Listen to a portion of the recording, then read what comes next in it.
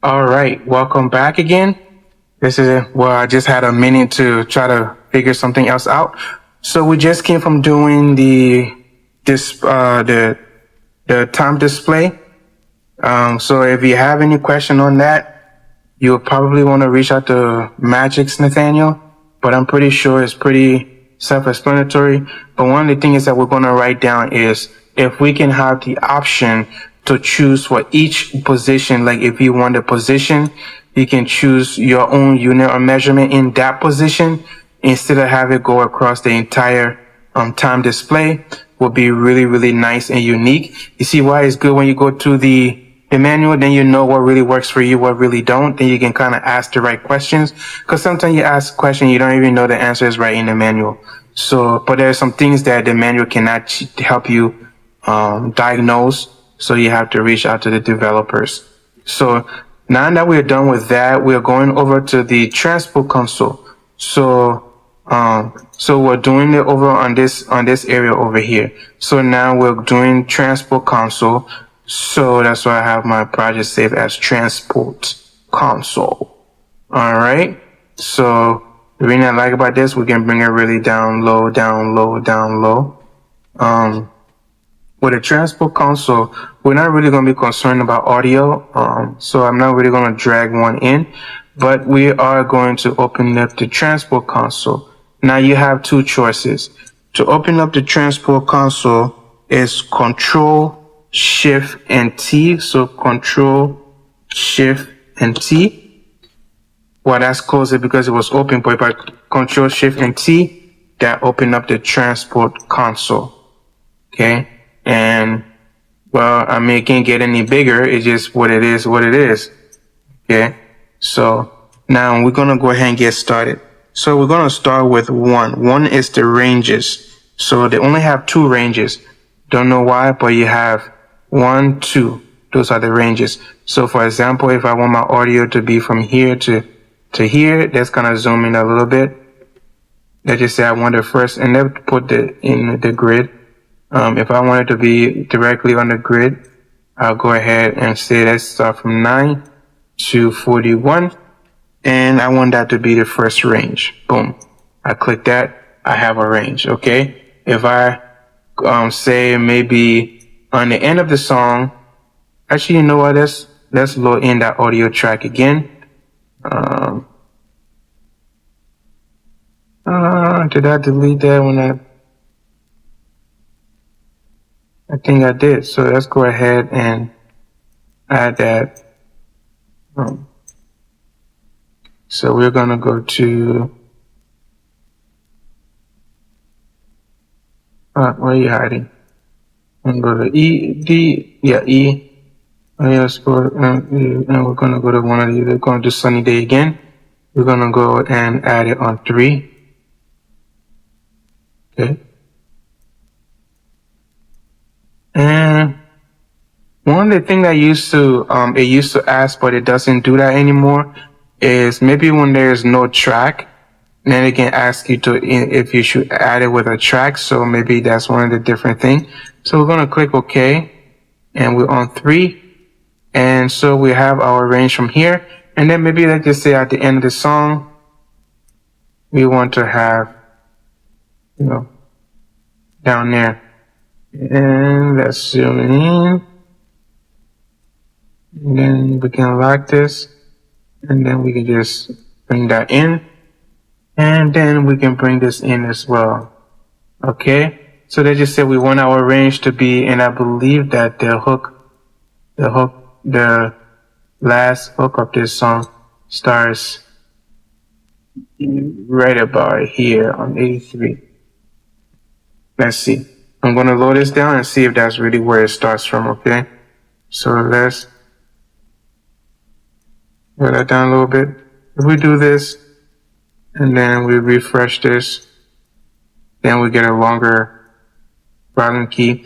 So let's see if that's where it starts. Actually, no, let's start it back from. Yep, that's exactly where it starts.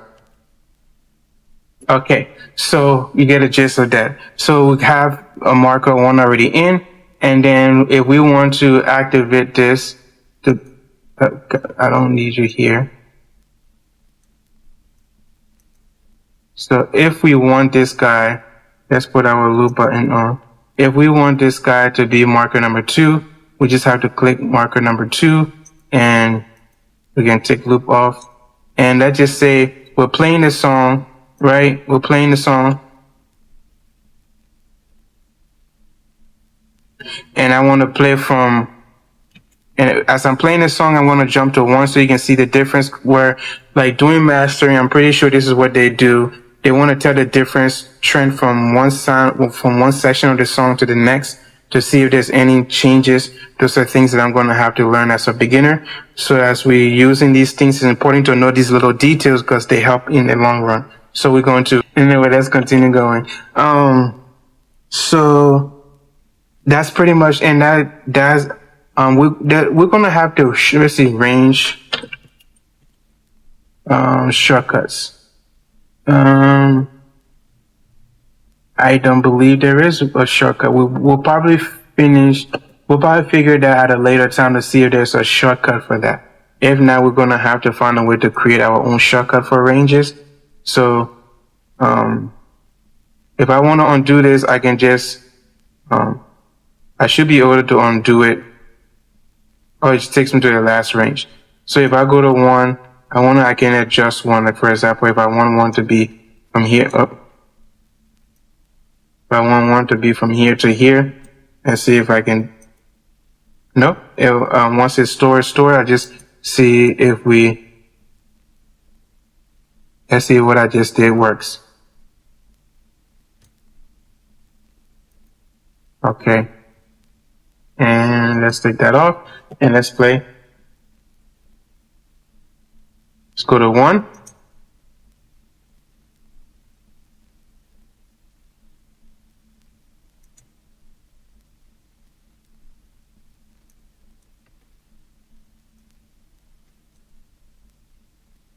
Let's go to 1. Let's go to 2. So you get the idea how those things works. All right, so that keep going down to markers. Opens the marker manager. So when it comes down to markers, it says that it talks more about it on 271. So we're just going to touch bases on it. So for example, the beginning of the song, we want it to be broken down into markers. So when the first beat hit, we want to know exactly where the first beat hit. So we want to put it exactly on our first beat. Okay, so we're going to consider that to be marker 1. Okay, and then let's just say after the 4th bar, we want it to be marker number 2. There's a reason why you have this intuition in your head. This is how you're planning your session. And then you say, I want it to be in marker number 2. And then you say at 16, we're not going to go exactly at 16, but we're just going to say this is 16 and we want marker 3 to be on, there will go marker 3 to be on 16. And then we keep going to say we want, this is the beginning of the 3rd verse. We're just making things up. And we say we want that to be 4. So here we have 2 ranges and markers. So if we're playing,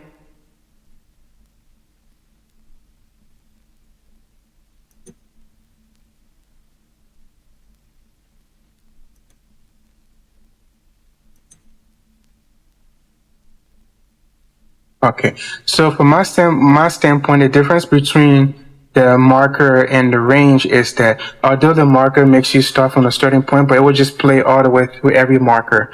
However, the range, on the other hand, if you're playing, it will play the entire range, and if it's on loop, it's going to play that loop over. So, for example, let's say the loop is not on, and we're going to play the entire session of a song of one of the.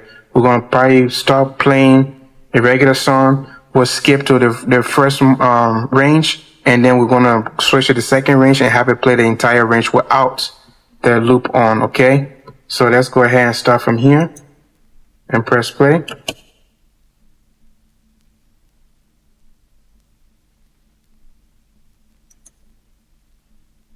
So we're going to go here first.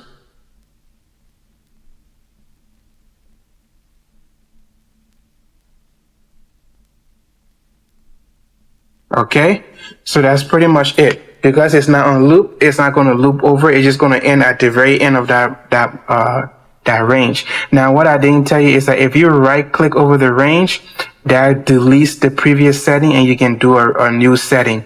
So if I didn't want 2, I can click that 2. And if I wanted to bring this in more, like right here, and then I can click 2. So that means that if I start playing,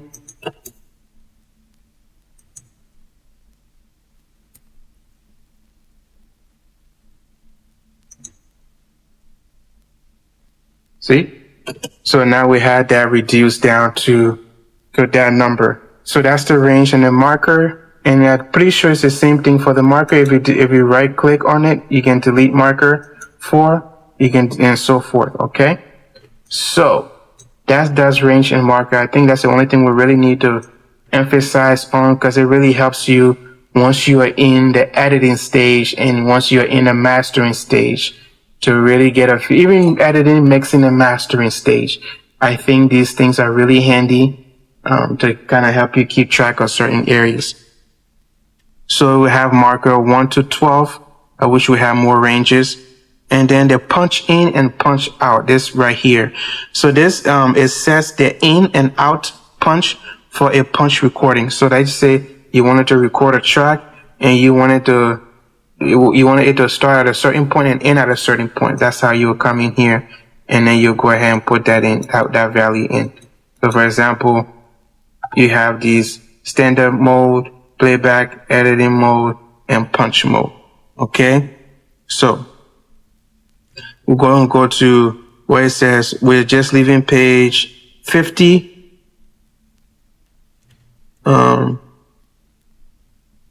So with additionally pressing Alt key, you can set additional punch in and out. So when you say press Alt key, oh, auto jam, pump it up. How you feel like pumping? Oh, auto jam. Wonder what's an auto jam? Okay, we'll figure that more. So for recording modes, you got a standard mode. This is typically recording mode for a multi-track production. Say the currently active tracks are recorded. The already existing track are played back in sync. So we're not really going to do the recording right now. When we get to recording, we'll talk more about those. Then the second one is play. So this is the standard mode that we're in right now. So then you got the playback and editing independent of recording. So which would be this one here. Okay. So, but this will have to be on to be able to punch marker mode, playback editing mode. So this will be, if you have selected this option, playback. If you have selected this option, playback of already existing audio is deactive. So if you have any audio in the arranger, will be deactivated. Okay. And the playback marker will remain at the recording position. So no matter what you do, whatever the recording position is, if you're in the mode, that's exactly where the playback marker. So this marker, this is what we'll consider the playback marker, I believe. And it will remain in that position. So playback marker can be started manually, independently of this and is then used, for example, as a read after write check.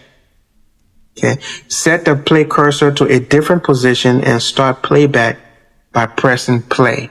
So I think this is something we should do, or I think we should wait until we get into the recording aspect of things when we actually start recording. Because even when we do this, I'm not even set up for recording except for playing midis and stuff like that. So I think we should save this to go into more depth when we start doing recording. Then we can do the actual recording. But this is just an overview to give us an idea. Okay. They say the cursor, if you, the play cursor to a different position and start playback by pressing the play button, this will not interrupt the recording. This way, changes to previously recorded material can be made without affecting the recording process. So if I make changes to something, whatever is in the object itself, no changes will be deleted or removed, but everything remains the same. So then you got the punch marker mode, which was the one that the standard, the punch marker mode. So with the punch marker mode, in this mode, only the range between the punch and the marker and punch out marker is recorded. So pretty much like a loop. That's what I'm saying. We're going to wait for recording. When we get to actual recording, then we can be able to focus on in depth on this. So, okay. So now we're at number 6. Number 6 is normalizer right here. Number 6. Okay. So this is the MIDI. Number 6 says is the MIDI record mode. It says select the following MIDI record mode: normal, overdub, or replace. So just in case when you're doing MIDI, you want the normal, it's just the normal. Overdub is probably the double over. That's obviously what it is. Overdub is a double over. And if you're doing replace, it's probably going to replace the whole object that you already have. But we get to know more about MIDI recordings when we get down to page 84. Okay. Tempo's signature. Number 7. Number 7, tempo signature, of course, we have it right here. It's easy. You can click the drop down menu and you get a wide range, or you can double click the value to put in your own. 188. It said the project to be transposed contains audio. Excuse me. Object without active tempo adjustment. Do you want to set the previous BPM as tempo and activate tempo adjustment for this object? Usually I would say yes, but we're not doing that right now. Just something I wanted to show you. So we're going to press cancel and we're going to go back. So you know that, we have to go back and, okay, so 120. All right. And then, so that was number 7. Number 8 is the scrub tool, tool, scrub tool number 8. Number 8. So I don't really use the scrub tool a lot.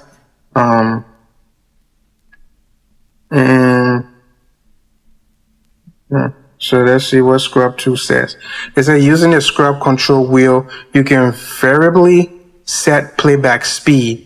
This is helpful when searching for specific audio passages. By right-clicking, open the scrubbing and vary speed options. So they're going to talk more about this on page 74. Right now we're on 51, so we're maybe about just like 23 away. So we'll get to that. But if you right-click it, it opens this. And I guess when they explain to us what these are, we will be super. And then we will be very, very, very smooth. Okay? We're going to smooth groove. All right. So let's exit out of that. And then, number 8, number 9, the arrows. So, number 9, which is the arrow down here. Okay. It said that the scrub left or scrub right. So let's actually play real quick.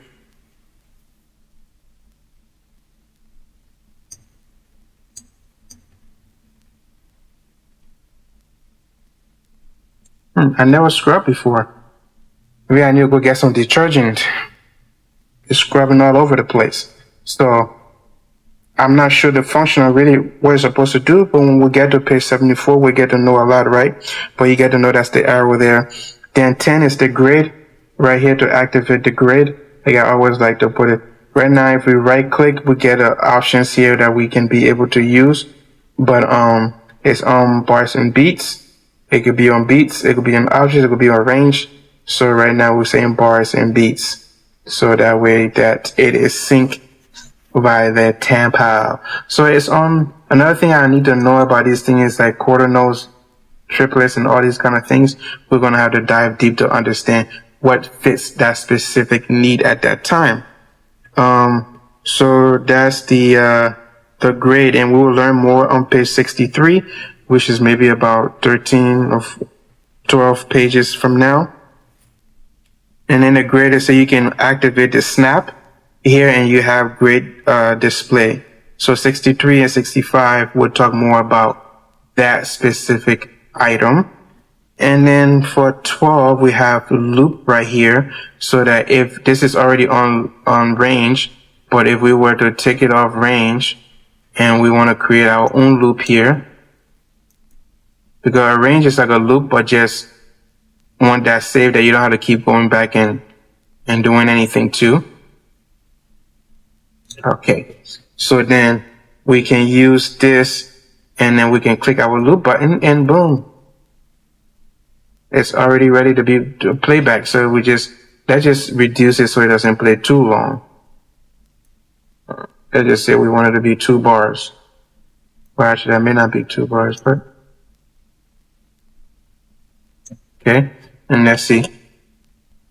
That's 4 bars already. So that's an 8.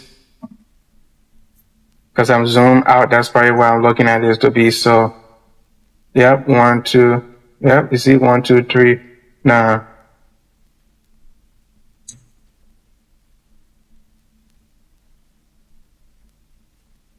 Okay, so you get that. And then for number 13, we have the sync. If we want to sync anything, synchronize anything, we have this option. Okay, so this button will open a synchronization option dialog. If we want to have anything syncing, MIDI clock, and this and that, we don't really have much good idea right now. Usually, if you have a piano hooked up to your computer, so maybe you might want to add that here in this rack. I'm not sure what you want to do. It's up to you. Okay, so then from there we have 14, which is monitor. 14.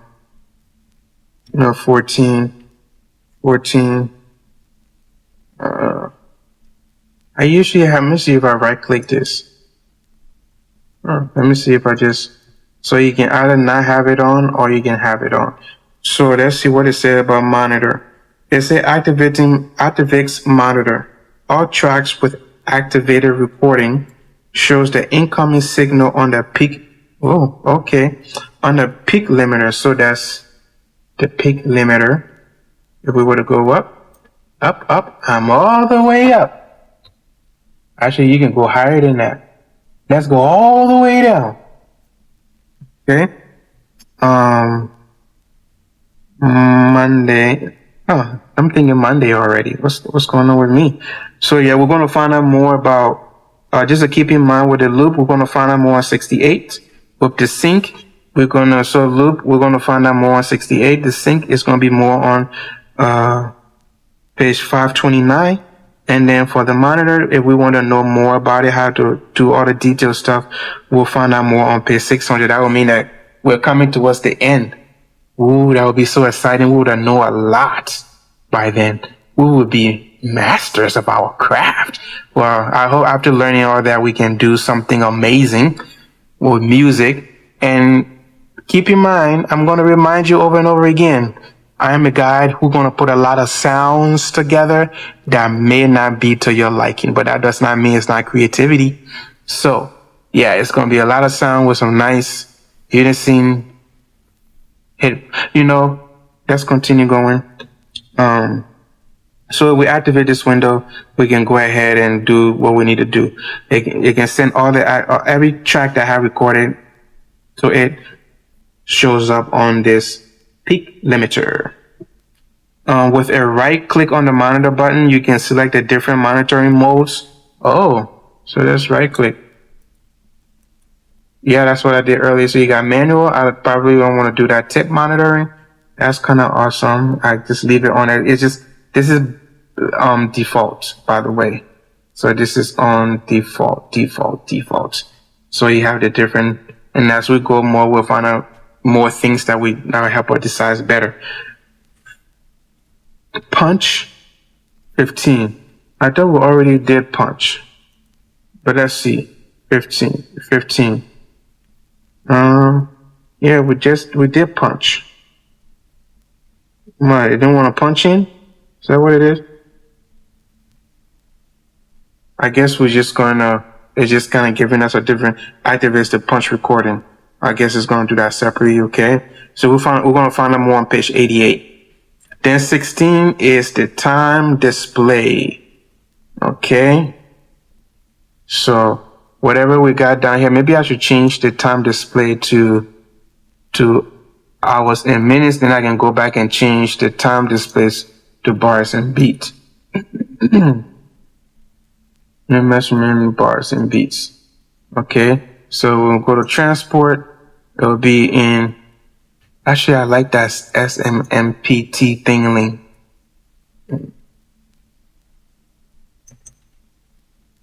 Oh, are you kidding me? It changes to, hold on. Actually, I love it like this. This is much better. This is much better.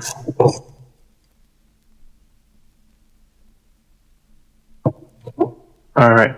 Yeah, this is much better. And then let's go back to the time display. That's the thing. I don't like that. Oh, it is still on SNMPT. So let's go to bar and beats and see. See, I don't like that. I don't like that at all. I want to be able to have a certain area have a certain areas of measurements, and a certain area has a specific areas of management.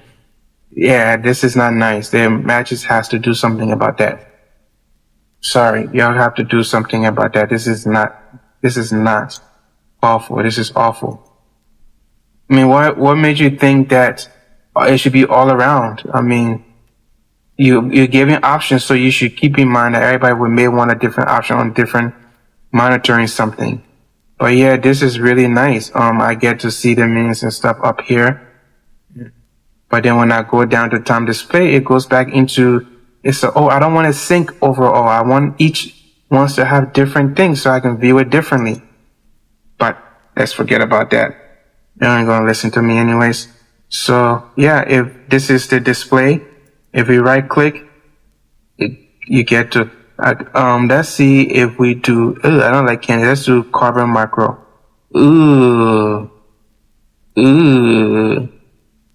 Let's see Candace. Oh. Yay. Alright, so I'm pretty sure we have covered the entire transport console. We are now on finishing off 51. The next thing we will be doing is going into project window. Okay, so we are going to end everything here. And we are going to go ahead and on project window. All right. So thank you for tuning in, and you have a blessed day. Peace.